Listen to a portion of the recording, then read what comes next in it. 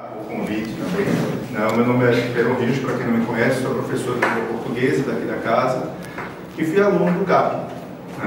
Então, durante o período de 90 a 96. Então, quiseram um pouco ver esse meu depoimento com essa comparação, de como o CAP ele atua em situações como essa e como ele vem atuando mais recente, E aí depois a professora Larissa fez o convite para fazer a mediação desse momento. Aí eu disse, claro, com todo prazer. Então a gente pode iniciar o nosso momento agora. Já temos aqui o professor Rodrigo Luna, aqui ao meu lado, professor de Educação Musical aqui do CAP, que vai fazer uma fala também inicial. E queria convidar o Bruno Rodrigo, por favor,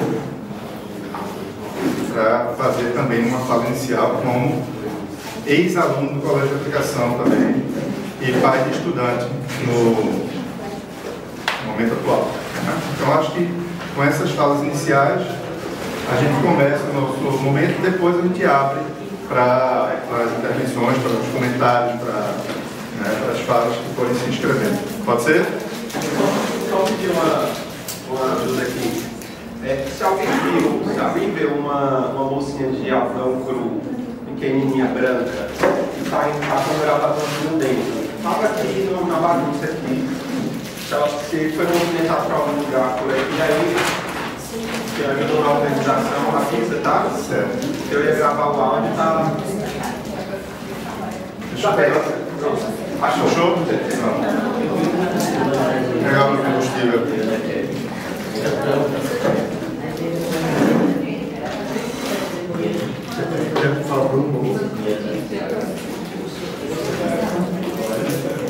Eu começo. Pronto. Mas depois eu passo para você. E depois eu ligo para você.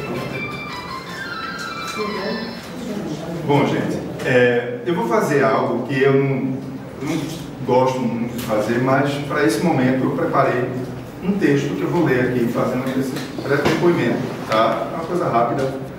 E queria dizer também, de saída, que isso aqui é só um recorte muito rápido, Porque, na verdade, nessas situações quando a gente vai retomar grandes panoramas, sempre tem as causas e as ações são multifatoriais, tem muita coisa envolvida. Eu só fiz um recorte muito por cima, mas o que também a memória pôde recompor, tá certo? Então, só para prevenir vocês em relação a isso um pouquinho. O posicionamento político é um modo de não instrumentalizar a vida real. Ele supõe uma consciência de que debater politicamente significa pôr em questão as premissas que nos foram dadas. Exemplo, quem nunca ouviu que é preciso estudar para ser alguém na vida? Ora, alguém já somos incondicionalmente. Mas ser alguém significa ser financeiramente bem-sucedido? E os outros quadrantes da vida, como serão contemplados? Mais ainda, na verdade, é preciso estudar para dar oportunidade a quem não pôde ser alguém na vida, porque a história vem nos sinalizando que a competitividade é uma escolha insustentável e que apenas pela cooperação em escala ampla poderemos sobreviver com alguma decência.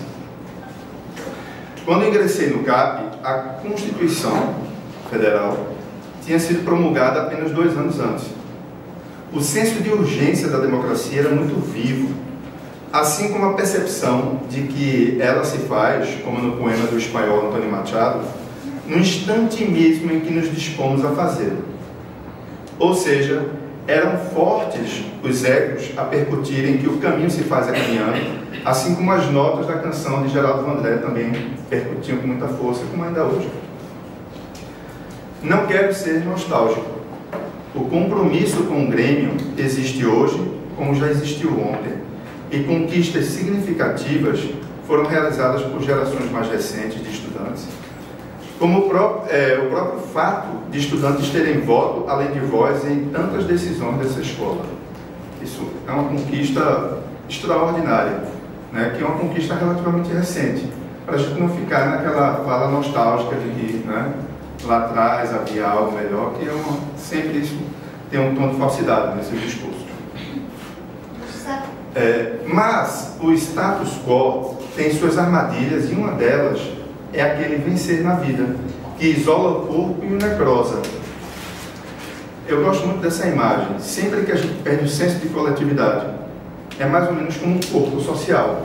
Se você coloca aqui um pano e aperta e isola, isso aqui vai necrosar. Assim é o corpo social, assim é o organismo social também. O hiperindividualismo tem levado a isso, né? E a gente está justamente num momento como esse para combater esse tipo de ação, né? Ser aprovado em exames externos, algo evidentemente importante, atenuou a busca por interesses coletivos. Muito diversa da que veio posteriormente a composição discente do CAP da década de 90, que eu pertenci, né? Por exemplo, favorecia uma maior consciência de classe. Quando eu era estudante aqui do CAP, agora a gente está retomando uma nova forma de ingresso, mas, por exemplo, os meus colegas, todos, ou a grande maioria, era de um nível socioeconômico de vulnerabilidade. Assim, a gente percebia isso com muita nitidez. Depois isso foi mudando, né? O colégio foi se tornando um pouco diferenciado em relação a isso, foi mudando o perfil, e agora estamos retomando, né, um movimento de inclusão que para a gente é muito caro, né? Mas já em 2005, olha só, já em 2005, quando ingressei como professor do CAP, movimentos grevistas ganharam uma configuração criminosa, a ponto de eu ser buscado em minha casa por agentes da Polícia Federal, como se, ao fazer greve, estivesse realizando algo não previsto pela própria Carta Magna do país. Foi um susto enorme, quer dizer, a gente estava em greve, eu tinha acabado de ingressar, na verdade, como docente, e a Polícia Federal, 3 indivíduos armados foram lá bater na porta de casa. Eu fiquei em pânico, achando que eu tinha cometido alguma coisa, assim, um assalto a banco, alguma coisa assim, né? Enfim. Algo, aliás, esse tipo de coisa se mostrou diferente nessa greve dura que realizamos. Isso é uma coisa que eu tenho comentado com colegas. O senso de cooperação, de clareza em relação à importância desse movimento que estamos desenvolvendo, isso foi algo que a gente vislumbrou nessa greve, né? Pelo menos assim, num olhar mais panorâmico, né? E já me encaminho para o final, gente, desse depoimento, tá? Um outro aspecto, contudo, não pode ser eclipsado nesse debate, que é a transformação do comportamento docente. Há muitos anos, insisto que a democracia que nos interessa não se circunscreve ao direito de votar, evidentemente inegociável. Ela se ampara na ideia da troca verbal, plasmada em palavras essenciais como parlamento. Parece óbvio? Então, imaginem que foram impostas aqui, em diversas ocasiões, pautas essenciais a serem votadas rapidamente, de modo objetivo, palavra falaciosa, sendo reservadas 2 horas para se deliberar sobre tema de alta complexidade e impacto. Em nenhum desses momentos deixei de expressar meu ponto de vista contrário a semelhante prática antidemocrática. Quer dizer, se coloca um tema de alta complexidade, de alta importância para aquela comunidade, e se dá somente 2 horas para se debater e logo votar. Isso é uma atitude antidemocrática. Isso não existe. Ah, não, mas tem direito de voto. O direito a voto somente transformar isso em democracia, isso é uma falácia. O principal da democracia, além do voto, é a própria capacidade de troca de palavra. Não é por acaso, como eu coloquei aqui, o parlamento tem esse nome. É o ato de falar, de se expressar, de se colocar, né?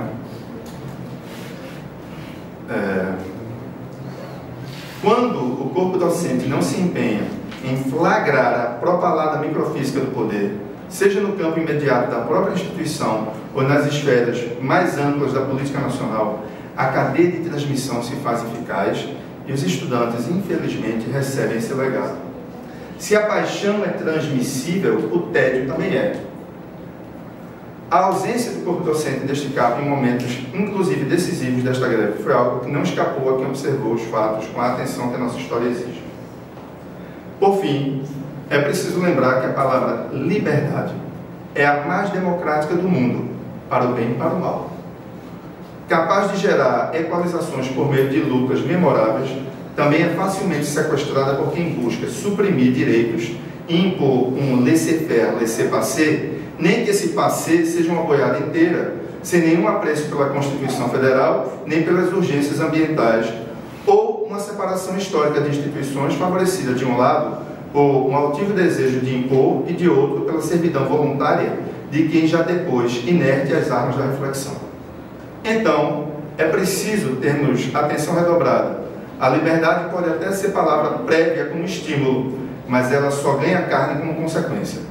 Ninguém é livre com as mãos atadas, certamente, mas a pior submissão foi denunciada pelo poeta José Paulo Vaz, e com ele encerra essa reflexão inicial, o poema que ele escreveu que se chama Saldo. O poema é assim: a torneira seca, mas pior, a falta de sede. A luz apagada, mas pior, o gosto do escuro. A porta fechada, mas pior, a chave por dentro. Então, eu acho que esse poema ele plasma bem essa necessidade de compromisso, de não dormirmos quando tudo que se exige de nós é a vigília, né? Então, um pouco isso é um depoimento inicial que eu queria trazer sobre essa experiência, né, aqui no Colégio de Aplicação, como discente, como docente. E agora eu queria passar a palavra para o Bruno Rodrigo, né, pai de nossa querida aluna, Lua Sofia Carli, e que foi aluno do Colégio de Aplicação. Bruno, fique à vontade.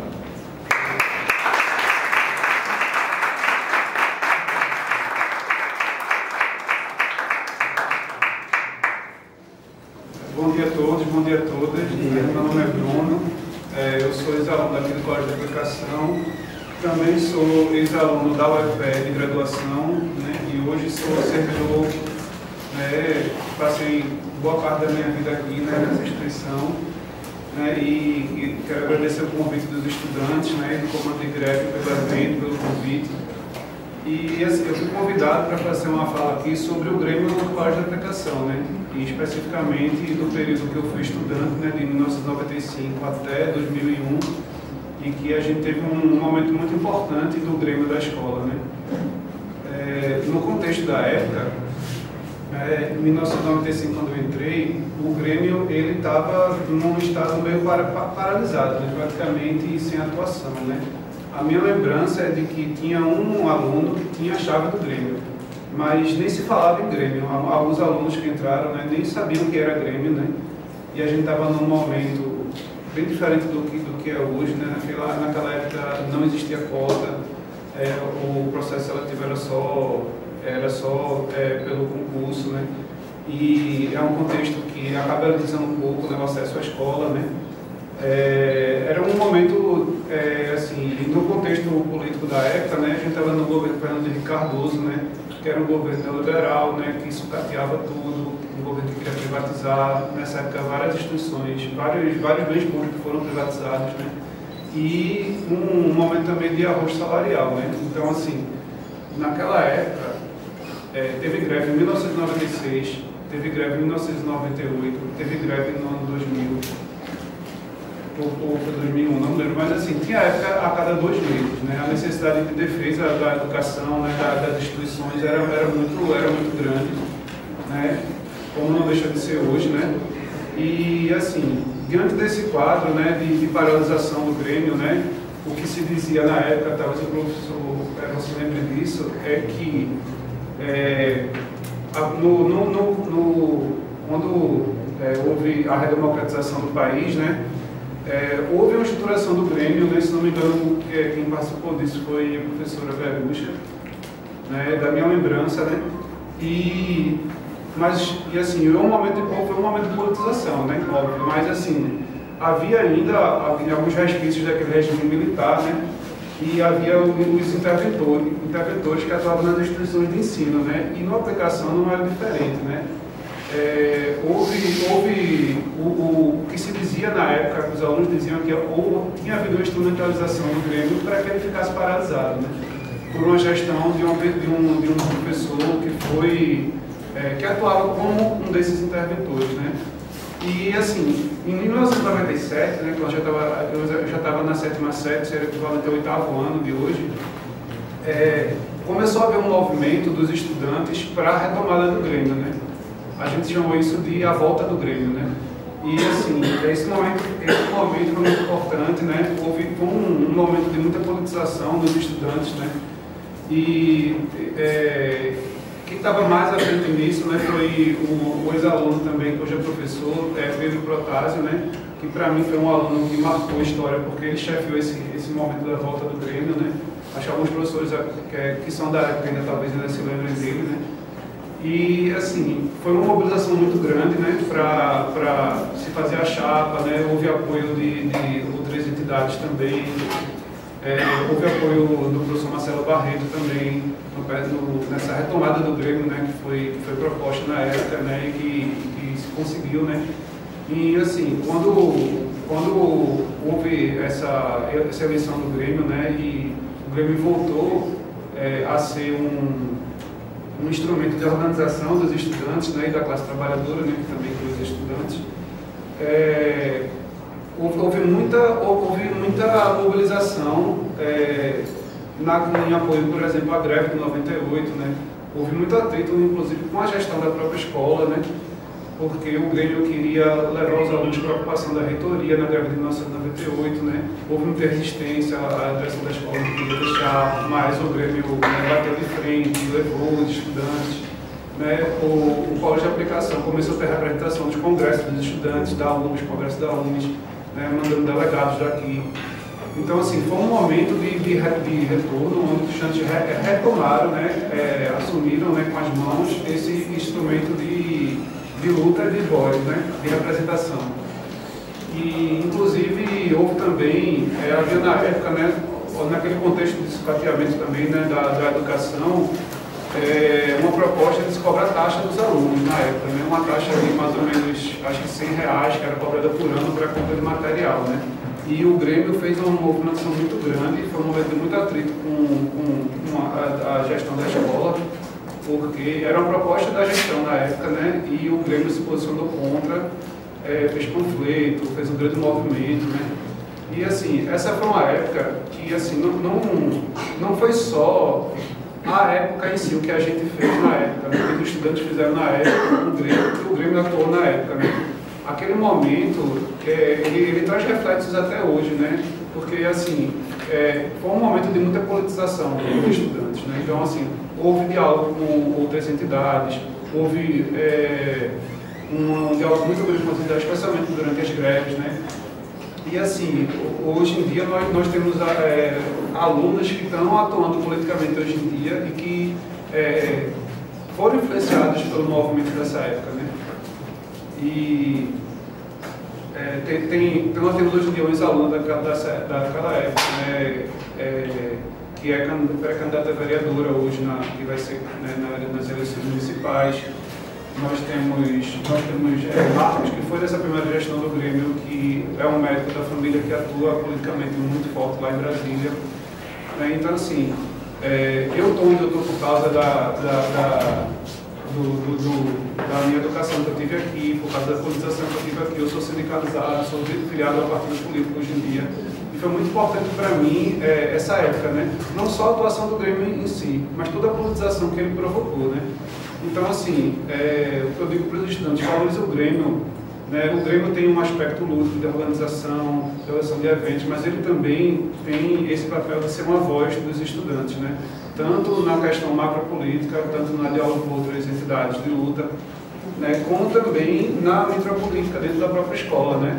Eu vejo que hoje em dia, né, eu como pai de uma aluna, né, e voltei a me aproximar da escola, né, dessa vez como pai, né, e eu vejo que houve uma evolução muito grande no processo democrático aqui na escola, né. Os alunos hoje em dia eles são mais ouvidos no conceito de classe, é uma coisa que não existia, não era desse jeito, né, quando eu estava aqui. Eu fico muito feliz de ver isso, né. teve também vários, como eu disse, na minha época o colégio o acesso à escola era só pelo concurso, né?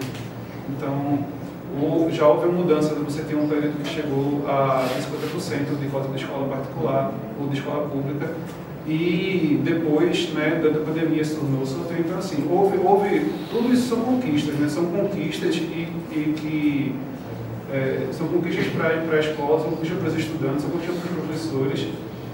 E assim, o Grêmio tem um papel nisso, né? E assim, para os estudantes é assim, façam uso desse Grêmio, é uma ferramenta de organização, de luta e de conquista, né? Para vocês todos e para todos nós também. E é isso, pessoal, encerro minha fala e agradeço novamente pelo convite.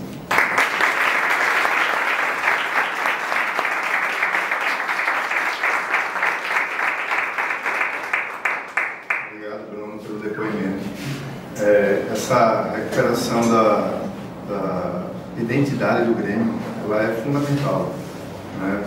No final das contas, os estudantes são o grande motivo de uma escola, né? Então, enfim. Agora eu queria passar a palavra para o professor Rodrigo Luna, para ele trazer uma fala inicial. Por favor, Rodrigo.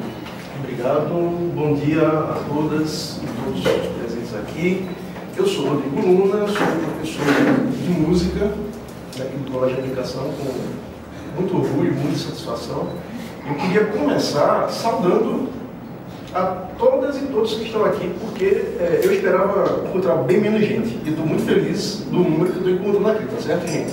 Quero saudar minhas colegas e meus colegas professores daqui do Colégio de Aplicação da Universidade, que estão aqui. Quero saudar minhas colegas e meus colegas tais, que estão aqui, inclusive uma referência aos Tais Lascados, que eu gostei bastante, é uma banda musical maravilhosa, espero que possa tocar com a gente mais vezes, tá certo? Eu faço votos que não tão lascadamente, mas os Tais Lascados continuem, né?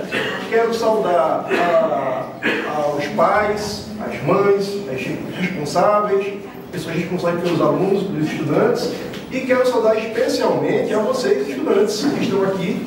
Não é? Olha só, gente, como vocês conseguiram agregar gente com a iniciativa de vocês. Eu usei a palavra agregar de propósito, para poder falar do que é um Grêmio. Um Grêmio, a raiz da palavra tem a ver com agremiação, tem a ver com juntar, tem a ver com a gente agregar, né? Só faz sentido um Grêmio quando a gente se junta. E por que a gente se junta, gente?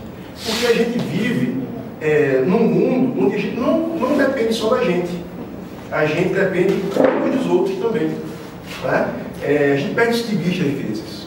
E o mundo de hoje, inclusive com as tecnologias e tudo mais, faz a gente se tornar cada vez mais isolado, né? Por exemplo, quando eu estou ouvindo música, eu posso ouvir música com isso daqui e eu estou ouvindo sozinho, não é? É uma atitude pessoal, personalíssima. Quando eu estou ouvindo música, tocando meu violão, alguém também está ouvindo, né? Quem está por perto, não é? Então, aí passa a ser um ato coletivo, um ato da coletividade, um ato político, por assim dizer. O que é que eu estou chamando aqui de político? Político é tudo aquilo que passa de mim, que envolve outras pessoas, não é? Se eu tenho muita grana, muita força, muito poder nas mãos, e eu uso esse poder como eu quero, e isso interfere na vida das pessoas, na maioria das vezes negativamente, né? Eu, como um poderoso, posso nem me importar com vocês, mas vocês vão sentir esse peso e vão precisar, se não tiverem forças individuais, vão precisar se juntar para bloquear essa minha ação poderosa. Eu quero, antes de mais nada, dizer que a gente precisa, na contramão, na contracultura do que o mundo está colocando para a gente, e eu estou falando desse mundo do sentido tecnológico e das ideias, essa que você se supera, você é o empreendedor de você mesmo, você é que pode, sempre focado na gente, não é? A gente tem vivido hoje uma hiperestesia do individualismo.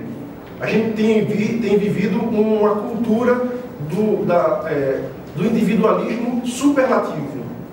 né? E a gente precisa aprender a se reagregar. A gente precisa de mais grêmios, precisa de grêmio mais forte.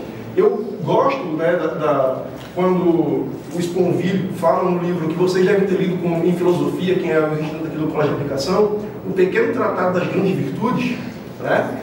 O texto que ele fala sobre solidez, né, na verdade sobre solidariedade, é muito interessante. Na química, a gente aprende que o corpo sólido é aquele que se caracteriza por o que afeta uma parte, afeta o todo. Não é? É assim que a gente faz solidariedade, é assim que a gente entende a solidariedade. Então é por essa razão, por exemplo, que mesmo na briga por melhores condições para a educação, tem uma bandeira aqui, ó, da Palestina, porque a gente se solidariza com eles. Por essa razão também eu estou com esse broche aqui, ó, contra o racismo, né? O combate ao racismo, porque a gente se solidariza também com as pessoas que sofrem racismo no Brasil. E por que a gente se solidariza? Porque eu, enquanto atuante no movimento docente, eu me solidarizo, porque sozinho eu não posso ter essa consciência. A minha consciência é que eu não consigo fazer nada sozinho. Eu preciso de mais gente comigo para a gente poder fazer frente a essas batalhas. E é por isso que é muito importante que a gente aprenda daqui a primeira lição básica da luta política. É a gente se solidarizar. É a gente ser solidário. E é uma música muito bonita de Milton Nascimento, né, que ele canta, ele diz o seguinte: o solidário não quer solidão. Né? Solidário não quer solidão. A gente quer estar junto. Mesmo que eu tenha minhas idiosincrasias, eu realmente, como pessoa, eu gosto de estar no meu cantinho, eu gosto de estar com meu violão, meu piano, meus livros, meu computador, jogando videogame, seja lá como for, tem meu cantinho lá, em casa. Mas eu não posso viver a minha vida inteira assim, porque seria desonesto para com a minha própria profissão. Então, é incompatível a profissão de quem se lança a tentar melhorar o mundo, aperfeiçoar o mundo, intervir no mundo de maneira que a gente possa construir um mundo mais justo e solidário, ou seja, um professor, uma professora, é incompatível com essa profissão o hiperindividualismo. E é por isso que a gente se junta. Né? E é por isso que a gente estranha, como o Perón fala, que eu também acho estranho isso, como é que professoras e professores estiveram um tanto ausentes nessa luta toda que a gente tem travado, e é uma luta bem difícil, gente. A gente está com 2 meses e um pouquinho de greve, né? E eu estive por 27 dias em Brasília. Não foram os 27 dias seguidos, né? Passei 10 dias, depois 17, um intervalo de uma semana. Então, nesses dias que eu estava lá, eu acho que, não sei se vocês souberam, né? Eu, não sou muito ousado, fui bater na mesa de negociação do governo. Né? É o seguinte, a mesa de negociação, ela envolve tanto o ANDES, que é o sindicato que a gente faz parte, nós professores da Universidade Federal de Pernambuco, o Sindicato Nacional, quanto a FASUBRA, tem gente aqui também da FASUBRA, né? Eu saúdo os companheiros e as companheiras da FASUBRA, quanto o Sinazef, que também tem gente aqui de Sinazef, e eu também quero saudar os colegas, companheiros e companheiras de luta. E é por isso que eu falo companheiro e companheira, tá certo? Sem preconceito de imagem, sem ter medo de ser chamado de comunista, disso, daquilo, outro, porque na verdade eu sou mesmo. Então, por isso que a gente fala companheiro, tá certo, gente? É quem está comigo do lado, quem estava na luta lá. Eu vi muita gente e isso dá muita força para a gente quando a gente está lutando. Quando a gente está no front, né? Porque a gente se expõe. E quando a gente se expõe, a gente fica cheio de vulnerabilidades. Então, lá em Brasília, eu fui bater lá na mesa de negociação, junto com o pessoal do ANDES, algumas pessoas do ANDES, não era todo mundo que ia para a mesa, tinha que ser um grupo bem pequenininho. Então eu fui lá com o Feijó. Sabe o que é o Feijó? Não é não é Frejá, não, né? A madeira não. A madeira não. Feijó, a madeira é Feijó. Feijó, gente, é um negociador que Lula designou para conversar com a gente sobre as pautas. E lá para ele, eu levei o colégio de aplicação. Vou explicar para vocês como... Eu tenho aqui algumas fotos que chegaram do colégio de aplicação, porque é o seguinte, ele chegou para a gente e disse o seguinte: eu não sei por que vocês não assinaram ainda o acordo, porque o acordo está muito bom para vocês, né? Aí, como ele estava sem entender, aí eu fui mostrar para ele. Eu disse: olha, Feijão, quando você olha lá para essa janela, vocês fazem política olhando para essa janela, bonita, e é bonita mesmo. Tem a arquitetura imponente, né, da obra de Niemeyer, e lá atrás tem o cerrado, uma coisa linda. Então, tanto da obra humana quanto da obra natural, a gente só vê beleza naquelas janelas. E é muito fácil fazer política olhando pelas janelas bonitas, sem olhar a nossa janela, sem olhar a nossa realidade. Então eu cheguei para ele e disse: você não está entendendo por que nós não aceitamos, e eu vou explicar agora. Quando você olha para essa janela aí, você não está olhando para a minha janela. Eu queria muito trabalhar com uma janela também bonita, mas a minha janela é outra. Você já ouviu falar no colégio de aplicação da UFPE, que é uma das melhores escolas do Brasil? Eu disse: pois é. Aí eu mostrei algumas fotos para ele. Então aqui as fotos para depois que quiser ver. Eu disse: as fotos têm banheiro quebrado, sem as portas quebradas, banheiro sem chuveiro, a pia sem a cuba, né? Essas fotos, disso que vocês veem e que a gente vê também. Eu levei para ele a nossa janela e mostrei para ele e disse: veja se isso parece com uma escola de excelência. Ele ficou calado. Eu disse: é por isso, é por essa razão que a gente não aceita sair da greve por causa da sua, com essa pauta que você está trazendo. É porque a sua pauta não atende, não resolve os nossos problemas, e o colégio de aplicação não é isolado. Isso, o que está acontecendo no colégio de aplicação está acontecendo nas universidades inteiras do Brasil. E não é à toa que a greve está tão forte. Foi isso que eu falei para ele, né? É claro que ele ficou calado, aquela coisa toda. No final ele disse que não, mas eu não posso fazer nada. O que eu tenho para vocês é isso. Então aquele impasse ficou. Mas por que eu estou dizendo que eu levei o colégio de aplicação? Porque o colégio de aplicação é um lugar muito especial no sentido de construir a cidadania. A gente consegue fazer o que a gente faz aqui com pouquíssimos recursos. E isso não era para ser um orgulho, não. Isso na verdade, é um motivo para a gente poder chegar lá e pedir e cobrar, né? A mesma coisa aconteceu comigo, gente. Eu fui conversar lá com a senadora Tereza Leitão. Ela, inclusive, quer vir aqui para conhecer o colégio de aplicação. A conversa foi a mesma, porque o que acontece? Nesse impasse que nós estamos, o setor mais lulista, que está dentro do movimento, gostaria que a greve terminasse o quanto antes, porque a greve está atrapalhando o governo, sem dúvida alguma, né? E Tereza Leitão, ela não é só petista, ela é lulista.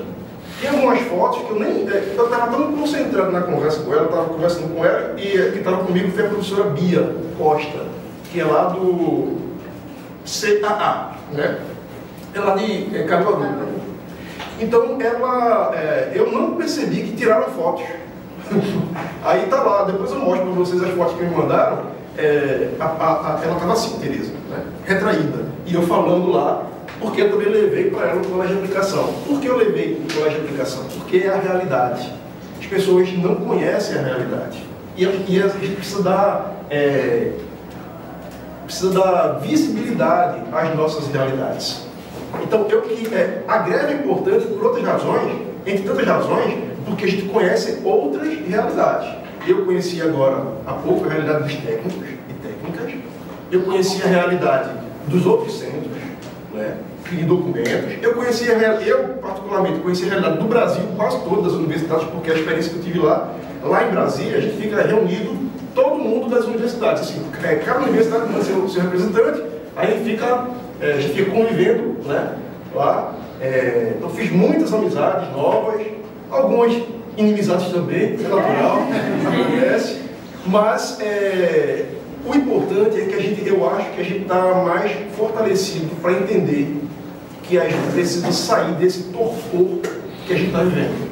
A gente está completamente atomizado. Vocês lembram, o professor de Química ia ficar feliz de me ver usando esses exemplos. Ou não, né? Talvez por besteira.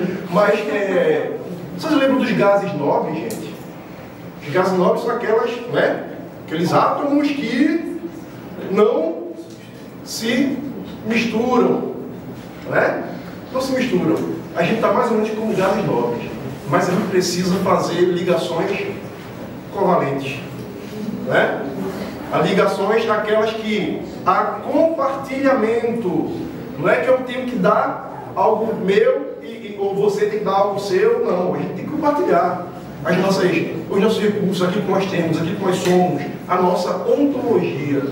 A gente tem que respeitar aquilo que nós somos.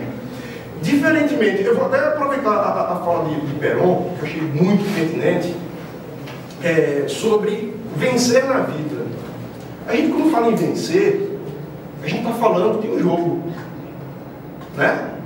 É um jogo. Você ou ganha ou perde, em algum jogo que você está falando, competição, esportes e tal. Eu tenho uma notícia ruim para você. Ainda que você tenha muita grana, você não vai vencer na vida. Porque não adianta nada você ter muita grana e viver as agruras que a gente vive no Brasil. Eu conheço gente que tem muita grana e se isola. Eles não podem desfrutar daquilo que a gente pode desfrutar. Ao mesmo tempo, essas pessoas vivem em um mundo que não é real. Não é o mundo, essa é a realidade que a gente está falando, essas janelas que eu estou falando aqui agora. Né? Para a gente vencer na vida, não tem como nesse jogo. O que tem que mudar não é você, tem que mudar o jogo. O jogo que a gente vive tem que mudar. A maneira como a gente produz as coisas, os nossos recursos, nos levam invariavelmente a essa série de distorções que a gente chama de capitalismo, que faz com que a gente concentre poder nas mãos de poucos e que a gente aumente a desigualdade social. Não tem como a gente fugir disso. Um cara chamado Thomas Piketty, na verdade, se for falar no francês, ele é um economista que ele provou, né, na tese dele, que o que a gente mais produz não é riqueza, é desigualdade. O sistema, tal como é colocado, ele produz muita riqueza. Então eu quero que você entenda uma coisa. O Brasil a gente está hoje somos a 8ª economia do mundo, nosso orçamento é trilionário. Só que tem uma coisa, para pagar tudo que a gente tem que pagar, o Brasil, a União tem que pagar, tem um teto para separar aquilo que vem para as universidades, aquilo que é para a educação, aquilo que é para a segurança, aquilo que é para a saúde, ou seja, para tudo aquilo que o Estado deveria funcionar, o Estado só serve para, quer dizer, assim eu entendo, ele deveria proporcionar saúde, educação e segurança. Não precisa de muito mais do que isso para a gente viver. O resto, a iniciativa privada, né, daria conta no mundo tal como ele é descrito dentro da estrutura capitalista. Né? Só que é justamente para essas coisas que ele se oferece que se corta. Se o neoliberalismo fosse aplicado à aviação, só vivia caindo avião. Já pensou se os aviões que precisam viajar a tanta distância tivessem que cortar os custos a níveis inaceitáveis? Os aviões estavam caindo o tempo todo, gente. Então tem sempre uma maneira, claro, tem uma indústria por trás disso, tem muita grana que é investida, enfim, você sabe do que a gente está falando. Então, quando se corta os nossos custos, né, o investimento que se faz em educação, a tal ponto da gente chegar ao colégio de aplicação, a melhor escola de Pernambuco, entre privadas e públicas, uma das melhores do Brasil, chegar a esses níveis de precariedade, pois a claraboia e tudo mais, né? Para chegar a, imagina, gente, imagina que nível nós estamos de condições de trabalho. E o pior, você sabe disso, você tem consciência disso, quase todo mundo praticamente tem, mas as pessoas não estão aqui agora. Colégio de aplicação poderia dar em peso aqui, né? Professores, estudantes, mas não estão. Então, é assim, a gente está numa fase de muito, quase como um zumbis, na linguagem que vocês gostam de falar hoje em dia, né? A gente está dormente. A gente enquanto corpo, enquanto coletividade, a gente está dormente. A gente está insensível, né? Sem sentir o que está acontecendo. Eu não tive o privilégio de ser aluno do colégio de aplicação, como meus colegas aqui estão falando, mas eu ando por aqui desde que eu tinha 14 anos de idade, porque eu estudei aqui pertinho. Eu estudei na Escola Técnica Federal de Pernambuco, à época, que hoje é o IF. Né? E eu fiz, evidentemente, muitas amizades aqui no colégio de aplicação. Naquela época, eu não sei se vocês vão lembrar, era aquela farda cinza, horrível. E era parecida com a minha também lá, né? É horrível, gente. Parecia com a nossa também da escola técnica. Então a gente se misturava, muitos professores, eu tive o privilégio aqui, porque tem muitos professores que ensinavam lá, ensinavam aqui também. Então eu tive o privilégio de conviver, depois que eu fui professor do colégio de aplicação, com alguns professores meus. Né? Então, no caso de Gilberto, Pecilva já tinha falecido, mas, por exemplo, Pecilva foi meu professor também. Né? Enfim, o que acontece, quando eu penso naquela época e penso na época de hoje, eu acho que havia mais... Não é que era melhor. Eu concordo com você que não existe essa coisa do... naquela época era muito melhor. Não, era diferente. Agora, qual era a diferença? É que o movimento docente não estava tão dormente quanto está hoje, não é somente no colégio de aplicação. Como um todo, geral. Nessa greve, senti muita falta do movimento discente também, dos estudantes. Né? O movimento docente, os discentes, eu acho que os técnicos fogem um pouco a essa lógica, pelo menos até não consigo enxergar. Técnicos e técnicas parecem que são muito mais politizados. Estão, nesse momento. Espero que continuem, porque está bonito. Mas, no nosso caso, de professoras e professores, e principalmente no caso de estudantes, eu tenho estranhado. Mas é um estranhamento que, quando eu leio de uma maneira mais ampla o nosso contexto, ele faz sentido. Porque o nosso contexto, tudo que a gente tem vivido é de desagregar, é de antigrêmio, é de nos atomizar. E atomizar no pior sentido. E normalizar. A gente normaliza tudo, gente. A gente agora acha que isso aqui é normal, a cara bola. Quando eu estava falando com os estudantes, antes da gente entrar em greve, eles estavam dizendo, não, professor, não está tão ruim assim não, a gente aguenta mais um pouquinho, para que a gente não entrasse em greve. Né? Quando a gente tem um orçamento na nação, que tem um teto, o gasto que é mais importante não pode passar disso. Mas o que passa disso, para pagar o resto, para pagar os juros, não tem teto, a gente normaliza também. Eu estudei muito esses dias, muito mesmo, os números da nossa economia e do orçamento, gente. Para vocês terem uma ideia, só a título de comparação, por dia, vou falar explicando um pouquinho melhor para os estudantes. Perdão se eu me alongar só um pouquinho, tá certo? Estou acabando já.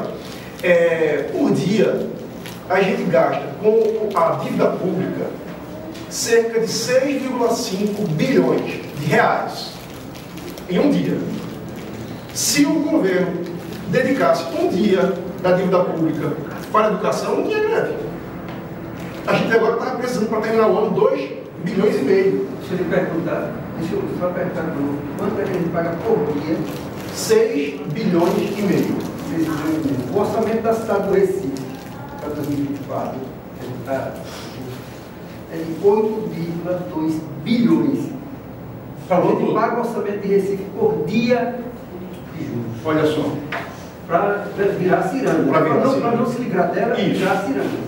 Vocês sabem que juros são esses, gente? Deixa eu explicar um pouco para vocês. O dólar hoje está R$ 5,56 e 50 alguma coisa. Né? O dólar, ele flutua, né, para cima e para baixo, dependendo da quantidade de dólar que está circulando aqui no Brasil.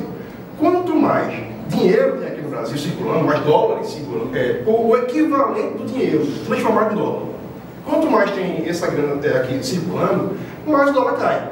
Porque o dólar fica mais, como se ficasse menos raro, menos escasso. Quanto mais escasso, qualquer coisa, mais cara essa coisa fica, né?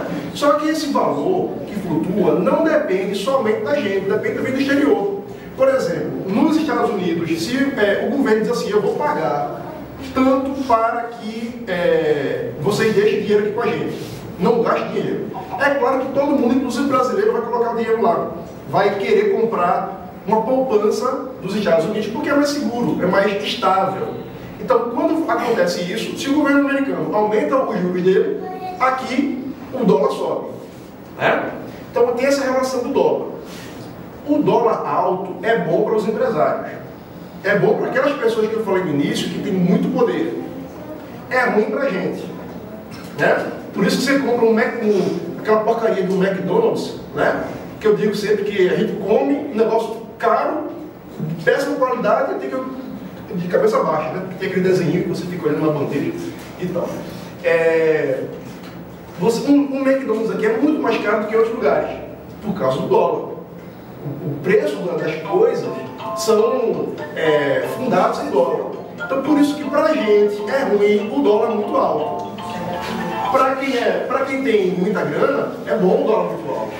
Aí o governo, para deixar o dólar um pouco sob controle, ele faz o seguinte, ele vende títulos. Já ouviu falar do Selic, né? A taxa Selic hoje está em 10%, 10, alguma coisa ao ano. Agora vocês só um pouquinho, deixa eu dar um abraço aqui, porque faz muito tempo que eu não... Desculpa, gente, mas é porque vocês não sabem quem é essa figura. Bote uma cadeira aí na frente pra ela, tá? Vamos botar ela aí. Aqui, para falar também. Faça chorar. Não, esse pode estar aqui. Daqui a pouco vocês vão saber quem é essa figura. Vamos ver aqui. Então, o governo, para controlar o dólar, ele vende títulos. E não é só para controlar o dólar, também para dizer que para financiar o nosso salário, essas coisas desse tipo. É o mercado financeiro. O mercado financeiro tem interesse nesse dinheiro fácil que o governo paga. Então, se eu tenho muita grana, eu posso virar um Uber e ganhar 4 mil por mês, ou eu posso, sem fazer nadinha, pegar essa grana toda, ganhar os mesmos 4 mil por mês, botando o dinheiro para vender, na poupança do governo. Ou seja, é um dinheiro que não gera emprego, não gera desenvolvimento, mas é esse dinheiro que o governo não é nem que sustenta, é esse dinheiro que faz com que o governo escolha, e é uma escolha política, o governo escolha priorizar. Então, por essa razão é que a gente está nessa situação. É porque tem que pagar o dinheiro dos juros e a gente está sem a grana para financiar as universidades. Então eu fico muito feliz em saber que estamos reagregados e reagregadas. Fico muito feliz em saber que o Grêmio está forte e está se desenvolvendo.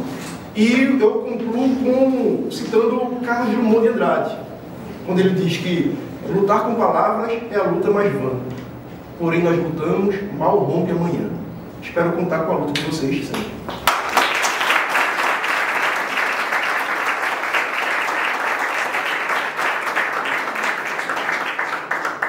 Obrigado, Rodrigo, pela fala. Eu queria fazer só um comentário em relação ao que ele trouxe, que é o seguinte, ele diz assim, ele recuperou a ideia do vencer na vida, e a gente se esquece que é um binômio, porque, veja, você precisa vencer na vida, o que supõe que outras pessoas vão perder, e está tudo bem, né? Então, de novo, se naturalizou a coisa não tem problema se você é um derrotado, você é uma coisa meio quase que americana, né? Um loser, né? Que eles adoram usar, né? Então, esse é um ponto inicial. O outro, que eu tomei nota aqui, eu me lembrei, a partir da fala de Rodrigo, de uma frase do Mia Couto, do escritor moçambicano, Jacopo, quer dizer assim, a miséria, a tristeza das mentalidades subdesenvolvidas é que, em vez de produzirem riquezas, produzem ricos. Né? Então, eu acho que essa é uma fala importantíssima do Jacopo. Acho que sentiu o eco dela aqui na fala de Rodrigo. Né? Obrigado, Rodrigo, por essa fala que elucidou tanta coisa. Né? E aí, chega ninguém menos do que a nossa querida Edith. Né? Por favor.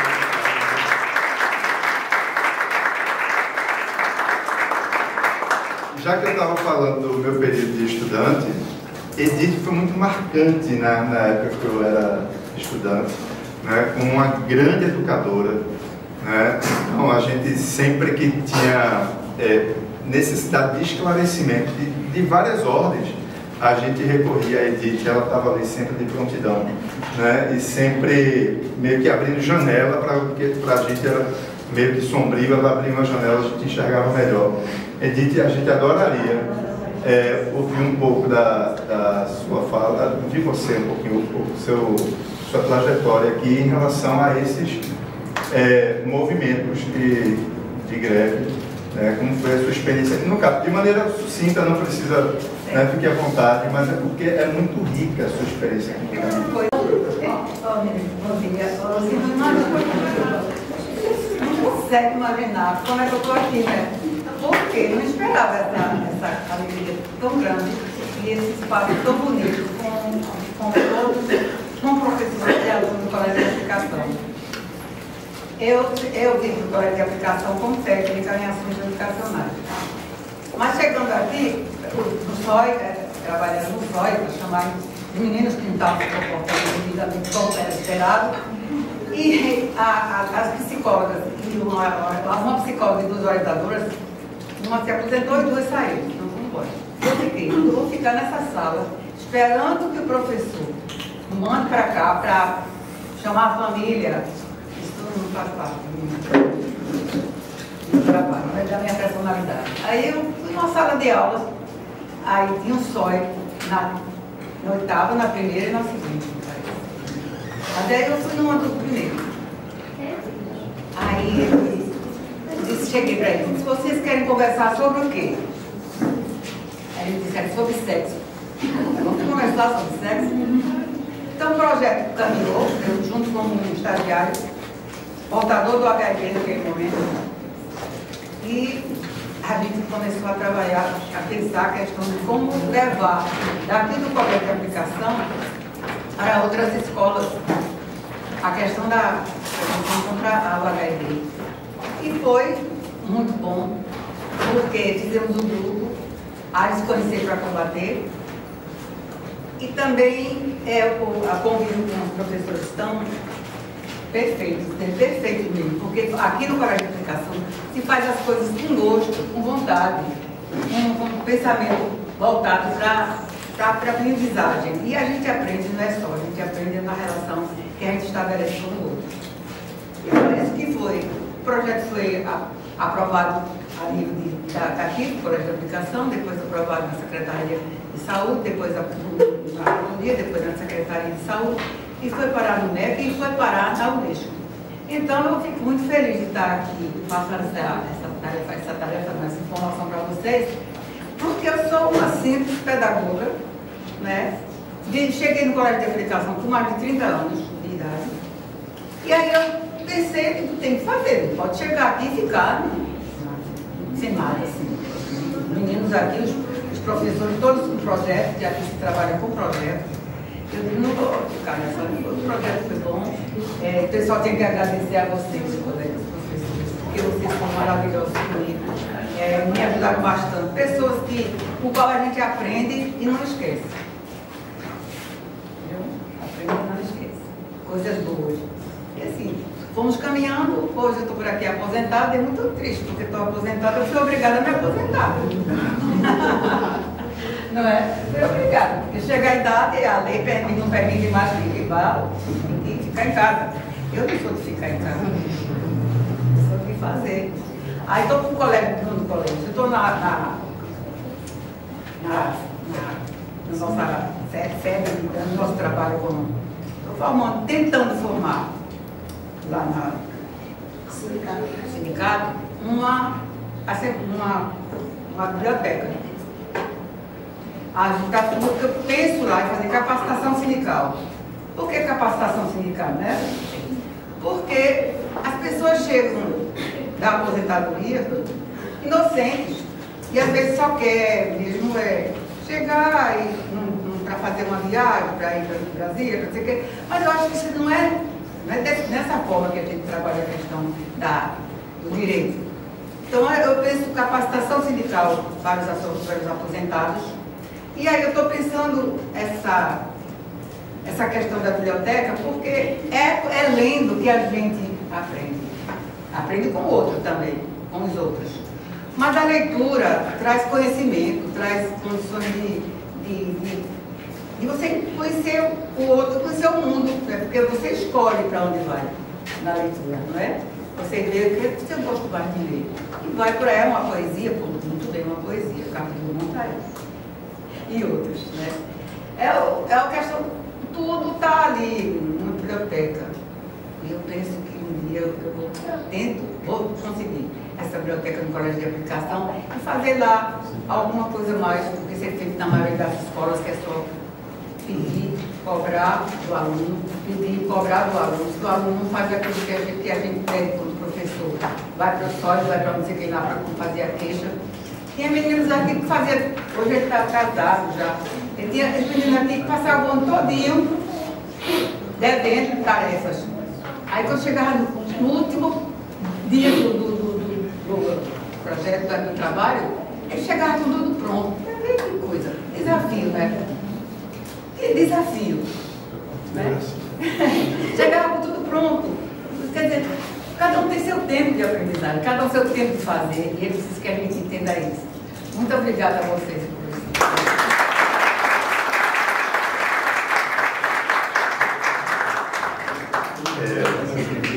Eu queria só fazer um comentário que a gente entende qual é o tom que ele traz, né? Só que me permita só fazer uma observação. Você disse assim, uma simples pedagoga. Eu acho que são palavras incompatíveis, né? Eu acho que a pedagogia é justamente aquilo que faz com que ela abra o olhar, né? Faz com que a gente seja um pouco maior do que aquilo que nós somos inicialmente. Então essas palavras, claro que a gente entende o espírito, mas assim, são palavras incompatíveis. E você falou da questão do projeto de vocês, que eu me lembro bem, e eu fui justamente seu aluno nas aulas de educação sexual, e quando eu vejo hoje todo um movimento reacionário, né, quando se fala em educação sexual, porque é de uma falta de nitidez. As pessoas acham que educação sexual é tudo menos educação, né? E aí o interessante é o seguinte, quando se alija a educação sexual, se gera obscurantismo, né? E se gera exclusão do bem-estar, porque aí é justamente onde o mal se instala. O olhar pedagógico, o olhar da educação é que joga luz para aquilo que as pessoas querem que continue no obscurantismo, né? Então, me perdoe, mas simples pedagogo não cabe, e você é um exemplo vivo disso, assim, na memória, inclusive. A minha memória é muito forte das aulas que você ministrou para a gente. Eu queria deixar aqui em público a minha gratidão por tudo que você...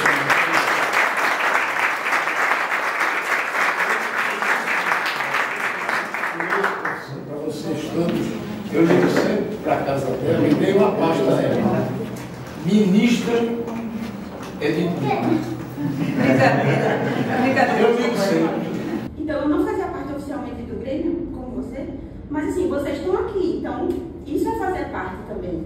Tipo assim, nem todo mundo vai fazer as mesmas coisas, mas todo mundo pode fazer alguma coisa, porque assim, a política faz parte da vida da gente, tudo é política, e assim, me deram muitos motivos de ficar feliz, ver aqui e ver vocês falando. Realmente a aplicação tem essa coisa assim de manter os amigos. Então, como eu sou amiga de Bruno, vi Lu nascer. E eu vi o impacto dessa criação também na criação dela. toda essa época. E eu percebo que vim aqui falar com vocês, percebo que tem muitos avanços sociais, das cotas identitárias, coisa que a gente não estaria discutindo, que a gente jamais discutiu nos anos 90. Mas cada época, né, tem suas batalhas. E as batalhas não vão parar. Então, os motivos que eu tinha de ficar triste vendo a infraestrutura da aplicação, eu também vejo na universidade. Porque eu estou aqui como servidora há 11 anos. Então, só concluindo, eu estou aqui há 11 anos. Então, às vezes eu participei do Grêmio, era a fila revolucionária da minha mãe, mas tive muitas épocas de acomodação. Seja quando tudo está melhor, quando teve época de mais investimento na universidade, a alegria de passar no concurso público, às vezes você fica meio anestesiado. Então, esses momentos de conversar com o outro, de ter trocas, são muito importantes, porque nos sensibilizam novamente para as questões e ajuda a gente a se localizar como coletivo. Então, acho muito importante essa sementinha que foi plantada aqui, inclusive de a gente ter novos encontros todos. E em relação ao sindicato também, que pronto, há 11 anos aqui, eu só me aproximei do sindicato agora. Então, e o que eu escuto muito meus colegas falar é: o sindicato não me representa. Sempre escutei falar. E eu não conhecia muito, eu acabei ficando nesse momento mais, a vida atropela a gente, né? E a gente vai, trabalho, casa. Mas é muito importante isso, é a nossa vida. E se você diz assim, o sindicato não me representa, por que você não está lá para ser representado pelo sindicato? Porque o sindicato não é separado de você. O sindicato é a representação de uma parte do que você é.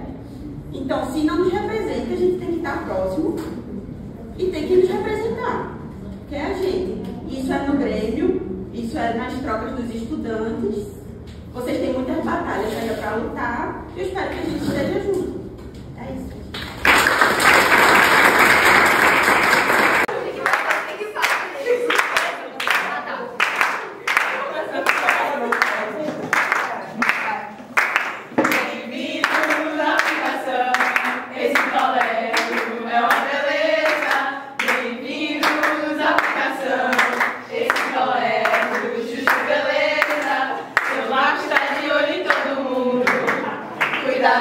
Pode te abordar.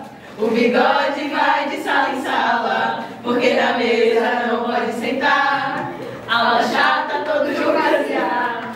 Duvido nada, ninguém vai notar. Todo mundo vai saindo só. No final, todos no dominó. Bem-vindos à aplicação. Esse colégio é uma beleza. Bem-vindos à aplicação. Esse colégio da família, vende de tudo, tem o que você quer. Pipoca, paçoca e amendoim, pra comer naquela aula ruim.